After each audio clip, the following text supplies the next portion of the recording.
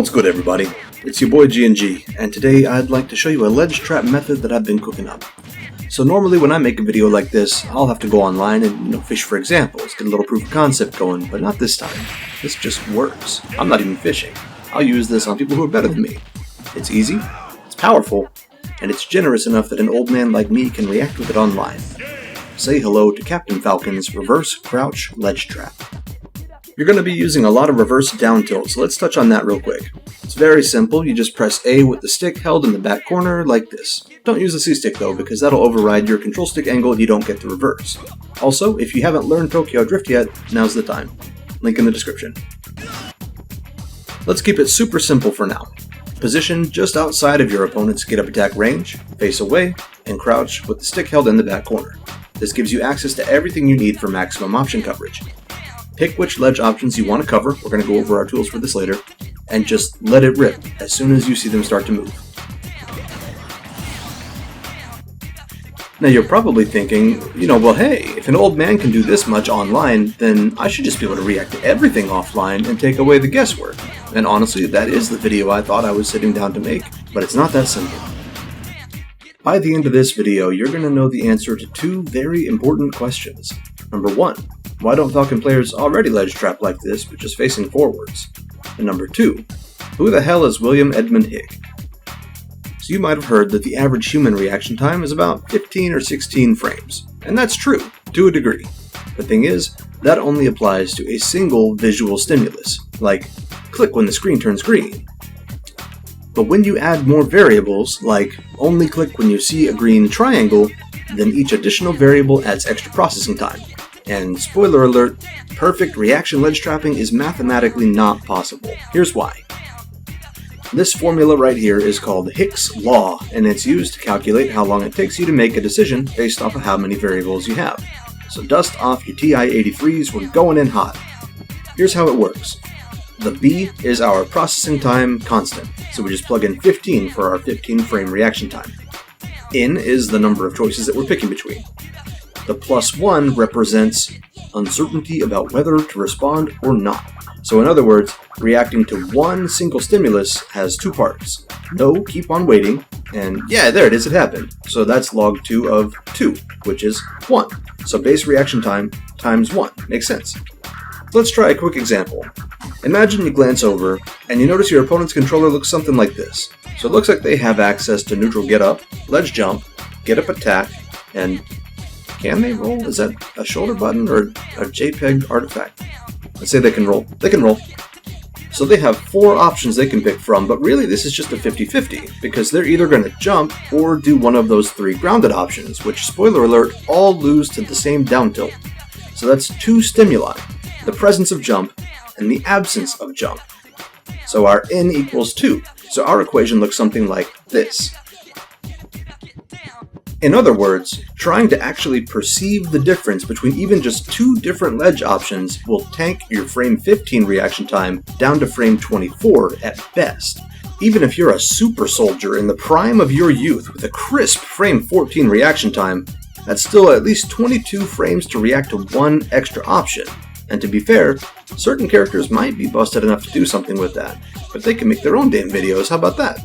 As far as Falcon is concerned, Hick's Law proves that ledge coverage really does require a read, even if that read is performed on reaction. Now this might sound a little bit pessimistic, but I wouldn't be making this video if that's all there was to it. It's time to look at our coverage options. We already touched on this one earlier, it's old reliable. The exact same down tilt covers neutral get up attack, and ledge roll, all at the same timing. Ideally, you want to be close enough that your down tilt will hit them during their neutral get up 1 frame window, but far back enough that you still catch their roll with the hitbox that launches them forwards. Not every character is considerate enough to give you that sweet spot, but that's what our other options are for. Tokyo Drift also covers the 3 grounded ledge options, plus it can catch ledge jump reasonably well. The insane drift range lets you space your crouch outside of even the biggest get up attacks, or snag even the longest ledge rolls behind you. Against ledge roll specifically, you have enough time to react and flip your up B back around at the last second. It's actually really easy, even online. Take that, Hick. Basically, Tokyo Drift has less reward on hit, but it covers almost everything. Facing away from the ledge means we have access to back air and reverse up air to respond to ledge jump. Your opponent will be actionable here, but it mostly boils down to whether they jumped with a rising aerial or not. Full hop bear is the better option for covering an empty ledge jump, and reverse up air is secretly pretty good at beating rising aerials from below because the hitbox interpolation works kinda like a disjoint. And the most important reason we want to be crouched facing away from the ledge in the first place: access to forward dash. So why don't Falcon players already ledge trap like this facing forwards? Drop jump aerials. Look at Marth for a second. He loves reaction ledge trapping with that F tilt. He can either outrange a drop jump aerial with his disjoint, or use his shield to threaten one of the best OOS options in the whole game. Or if he doesn't like his odds, he can just disengage if he feels like. Falcon can't do that. He doesn't have a good disjoint, he can't backdash, and his out of shield options are generally too slow for what are basically landing aerials coming off of the ledge. Without those, front-facing Falcon is basically stuck playing defense against drop jump aerials specifically, instead of getting to apply his own ledge pressure. But not back-facing Falcon. You can forward dash directly out of a crouch, so you can disengage. You can spot dash. You can slingshot. This was the missing piece. This is the difference between giving your opponent a free pass back on stage and luring them into an early grave. What you choose to do after your forward dash is kind of open-ended because you're just playing the positioning game now, but I do want to point out a few specific options. You can't backdash directly out of a crouch, which means that you can't do a backwards instant dash attack either, but you only need one extra step to make it work. Just do a spot dash to flip yourself around and then add the C-stick forwards like normal. Quick spot dash refresher. Flick one direction and then back the other way within a 5-frame window and release the stick back to neutral. You can even use that 5-frame window to fine-tune your spacing.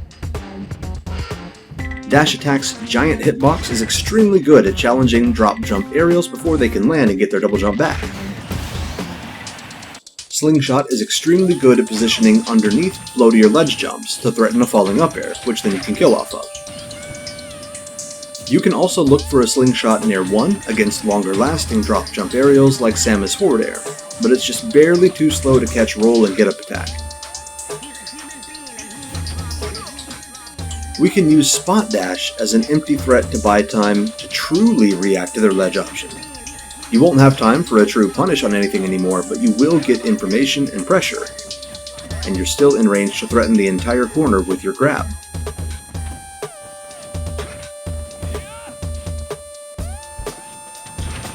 Also, look at what happens when you spot dash on reaction to ledge movement like this. That Scooby-Doo backdash comes out at just the right moment for some impressive hurtbox shifting, right at the time when most drop jump aerials would be reaching you. Between spot dash and slingshot, you can trespass a little bit into your opponent's threat bubble, and then destroy them for trying to take advantage of Falcon's traditional ledge trapping weakness. I got a few other things here that didn't fit cleanly anywhere else, so I'm just going to use the end of this video to info dump. Not all ledge frame data is created equal. If you're struggling with a specific character, you should check the ledge stats page on ultimateframedata.com and just see if they're privileged in some way. In my experience, the timing for reaction down tilt actually lines up better with the 5-frame delay from online. I can just let it rip as soon as physically possible. Offline, I find that I need to time it more manually so I don't whiff during their iframes. It's the opposite for Tokyo Drift. I've had people avoid it online with the neutral get up spot dodge, but offline it's basically perfect.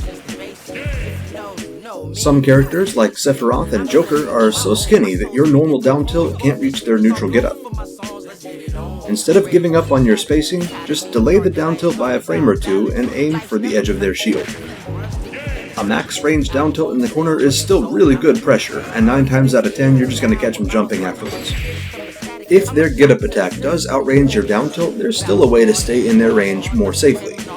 Do your usual reaction down tilt like normal, but as soon as you press A, start holding up to DI. You'll still get hit, but now you can A-land instead of being forced to tech. Holding in the back corner like this has another secret benefit. You can jump straight out of your crouch with basically full momentum backwards, and would you look at that? Your standard down tilt spacing lines up perfectly for a pseudo full momentum stomp to catch him stalling. You can also do some stupid stuff with aerial raptor boost if you really want to.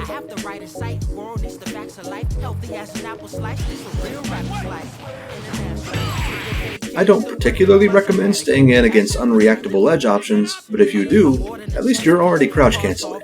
It can help you avoid eating follow-ups from combo starters off the ledge at least. I mentioned earlier that human reaction time is about 15 frames, right? But that's only for a visual stimulus.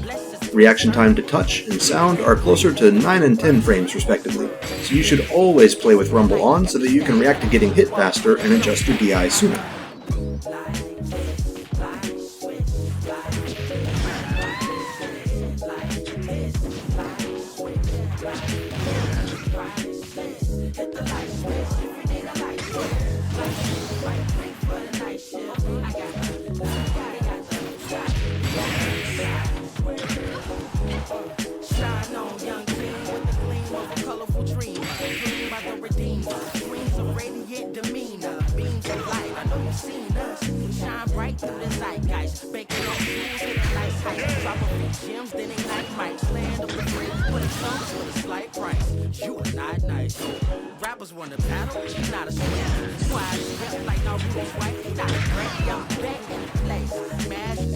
If you got this far into the video, thanks for watching until the end. Do the YouTube stuff and go kick some ass.